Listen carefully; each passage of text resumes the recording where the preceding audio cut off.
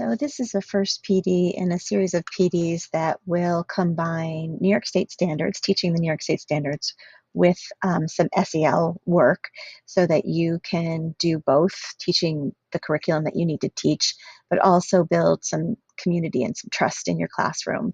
So this um, PD is about using tried and true research-based vocabulary strategies in order to build community. So if you're not familiar, Standard 4 in the next gen standards for New York for every grade is a vocabulary standard. It differs by grade as far as what's needed to be done or to be learned, but every grade has a Standard 4 that deals with kids learning new words, new terms, and this way that I'm going to teach you today is research based, and I have found it is the most effective way to get kids to learn new vocabulary terms. So while you're doing this community building, you could be practicing this really smart way of getting kids to learn vocabulary, and then you could use it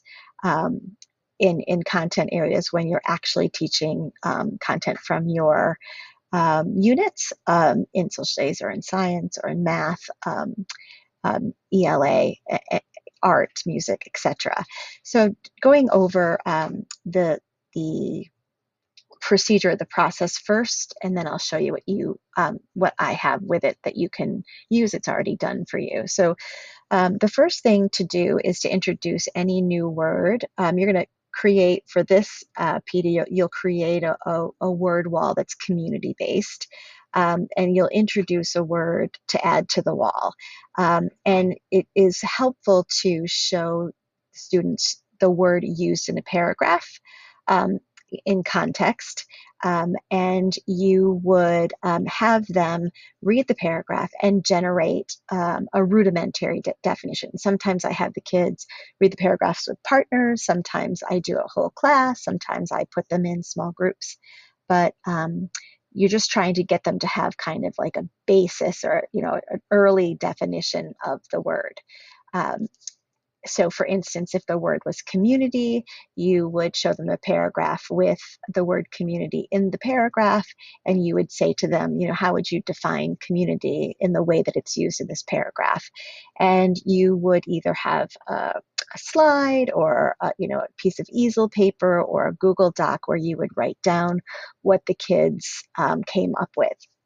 Step two would be then to read a picture book or a poem or show a video that has to do with the word that you're teaching. And you would say to the kids that they should be on the lookout for ways that whatever you're showing helps them to expand their definition of the word that you're working on.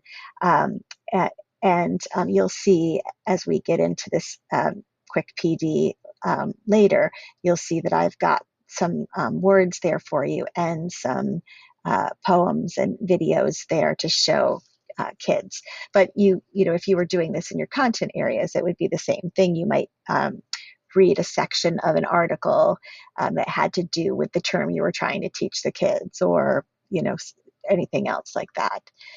Step three is you would give the kids a chance to discuss after reading the book or showing the video or reading the poem or reading an article.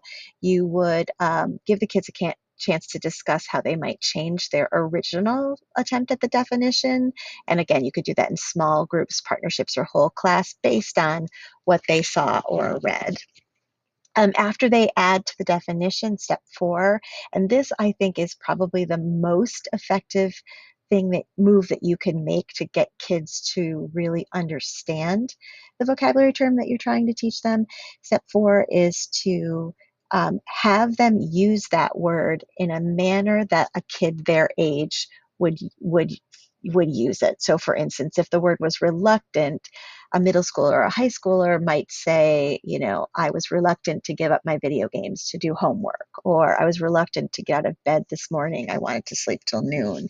So you would pose the question, like, how would a middle schooler use this word, and come up with some sentences that the kids would create um, that really makes sense in their lives or at their age or with who they are. This is a really effective way for them to learn it because they've put that word in the context of their own lives. And then step 5 would be for them to generate any word or phrase or form that's connected to the word you're trying to define. So if we go back to community, kids might say group or friends or together, but they also might say communities, which is the plural version. And again, you would want to collect all of this that they're giving you and have that displayed somewhere or on a slide or on a doc that they could access it.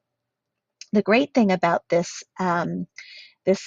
vocabulary procedure when it comes to creating community and having a really good foundation of trust in your classroom is studies show that when kids um, all have the same terms that they use when it comes to being a good community member, it helps them to feel like a community. So I have gone through the Castle competencies and other places to find some really good words that we would use if we were trying to create a trustworthy community. The first one being community, and then diversity, acceptance, encouragement. Bring it back up here for you. Problem solving, persistence, diversity, communication, empathy, kindness. You can see them all here. And what I've done is I have added a picture book that deals with that each word that I have available in my office, or I have linked it to a read aloud or to an online version of it. But I've also added, if you don't want to use picture books, although I will tell you that K through 12, kids love a good picture book reading. But if you're not, really want to use picture books, I've also linked some poems that you could give to the kids to get them to write a pretty thorough definition of the word. Here's a poem on diversity, and so you could give this if you didn't want to read The Day You Begin, or you could do both. Here's one. Here's a poem on acceptance, and again, it's from both of these poems are from a book called Woke. Um, but there's also some videos and things like that. You'll also find the paragraph. I've created a paragraph, which is that first step for each word, so that you didn't have to do that work either. And what you might want to do is maybe once a week or twice a week, you take some time. This takes about 15 minutes to add words to your community common term vocabulary board, and the great thing about it is you're practicing this really, really smart procedure in teaching any vocabulary, so that as you go through the year and you use this procedure in your content area, kids will already know how to use it well. Because they've done something together as a community. So hopefully you'll take some time to look at these two resources, and you'll find it valuable, especially in the beginning of the year when we are trying to create some trust, and really strong relationships, especially after the last couple of years that kids have had. I think they really deserve that from us. So please reach out if you have any questions or if you want any help with this, and I will get back to you and give you some help.